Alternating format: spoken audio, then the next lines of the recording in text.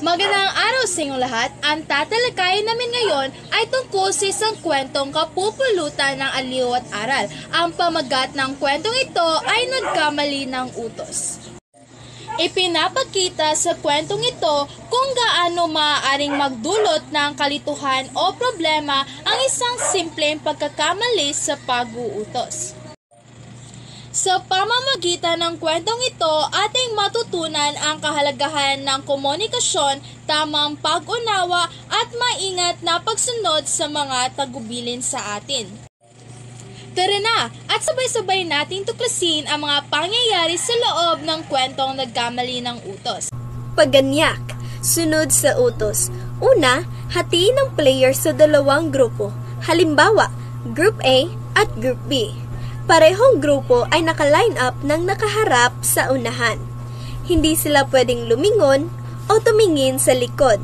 Pangalawa, may leader na magsasabi ng utos.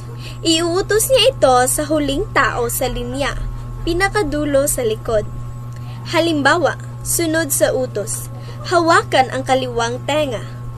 Pangatlo, ang huling tao sa linya ay ibubulong ang narinig sa nasa unahan niya. Hindi pwedeng ulitin o lakasan. Dapat tahimik at malinaw ang bulong. Pang-apat, magpapatuloy ito hanggang sa makarating sa pinakaunahan ng linya. Ang unang tao sa harap ng linya ang gagawa ng utos. Pang-lima, unang grupo na tama at sabay-sabay na nakagawa ng utos ay makakakuha ng puntos. Kung mali ang utos na nagawa, halimbawa, nagbago habang ipinapasa, walang puntos ang grupo.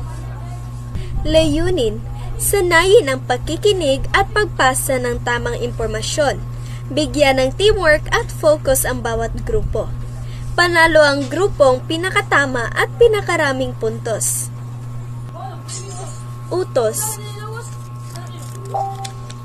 Una, ipikit ang kanang mata, hawakan ang bibig gamit ang kaliwang kamay, at takpan ang tenga gamit ang kanang kamay.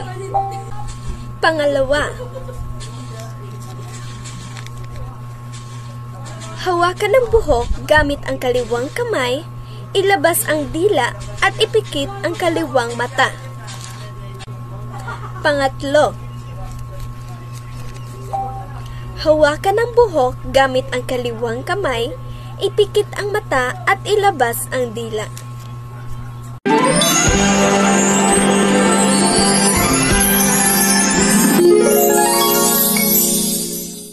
Magandang araw mga Jelenzels! Welcome sa Kwento at Kulitan ng Jelenzels, kung saan bawat kwento ay may kasamang aral sa buhay.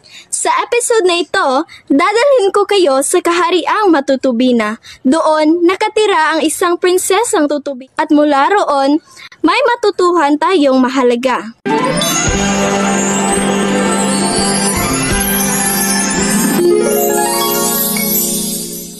Sa kahariang matutubina, nakatira si Prinsesa Tutubi, ang kaisa-isang anak ni Haring Tubino at Reyna Tubina, at mahal na mahal ng lahat. Mahilig siyang mamasyal at lumipad-lipad, laging masaya at namamangha sa kalikasan. Pero isang araw, inabutan siya ng malakas na ulan at napilitang sumilong sa ilalim ng isang punong kahoy.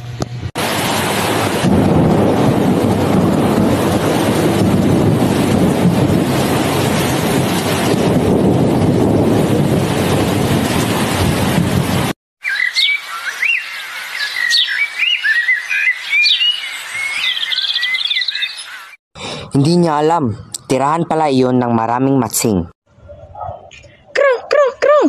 Tignan niyo! Ang laki ng kanyang mata! Mas malaki pa sa tuhod!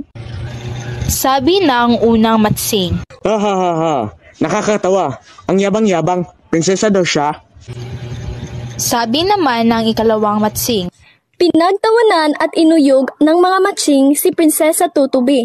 Nahihiya at galit na galit. Agad siyang lumipad pauwi sa palasyo upang isumbong ang nangyari sa kanyang ama.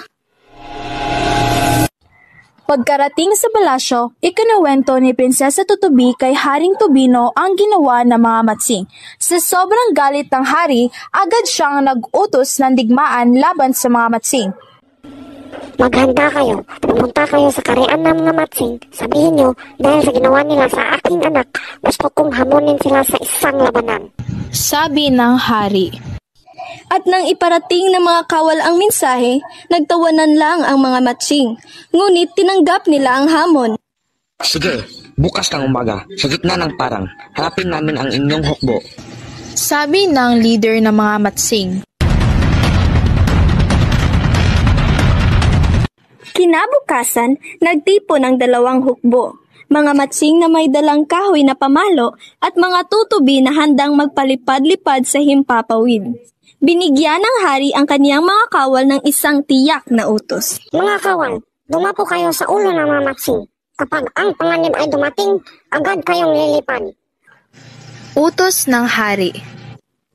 Nagsimula ang labanan. Palipad-lipad ang mga tutubi, samantalang hampas dito, pokpok doon ang mga matsing.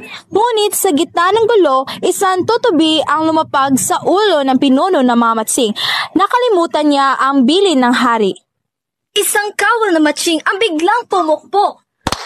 Tumama ito sa ulo ng kanilang sariling pinuno. Nagkagulo ang mga matsing. Hindi nila makita kung sino ang kalaban dahil puro hampas lang sila ng hampas.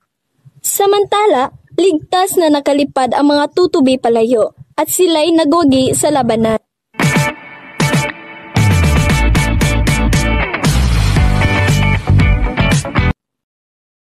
Sa kariang matutubi na ay nakatira si Prinsesa Tutubi, anak ni na Haring Tubino at Reyna Tubina. Isang araw, habang siya ay naglalakbay, inabutan siya ng malakas na ulan at napilitang sumilong sa punong tirahan ng mga matsing.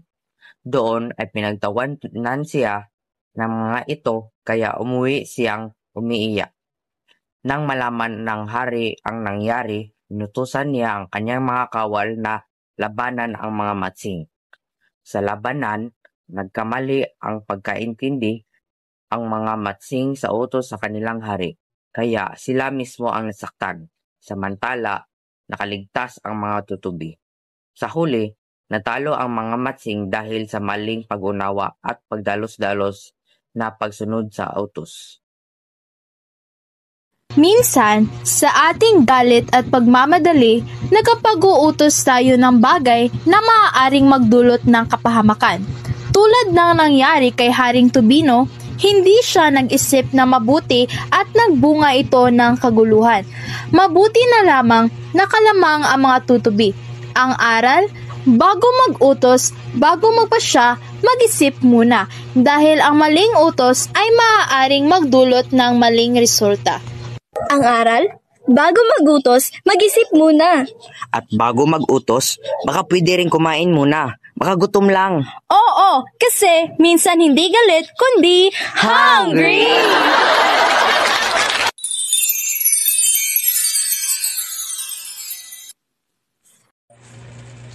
Mahalagang linawin at sumunod sa utos dahil ito ay nagdudulot ng kaayusan, disiplina at pagkakaisa ng isang grupo o komunidad. Kapag ang bawat isa ay sumusunod, naiiwasan ang gulo at nagiging maayos ang daloy ng gawain.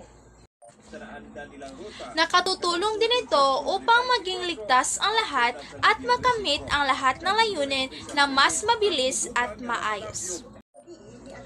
Mahalaga maging malinaw ang utos at ang pagsunod dito ay dapat may pag-iingat at pag-unawa dahil ang padalos-dalos na pagsunod ng hindi iniisip ang tama o mali ay nagdudulot ng kapahamakan habang ang maingat na pagsunod at tamang aksyon ay nagbubunga ng kaligtasan at tagumpay.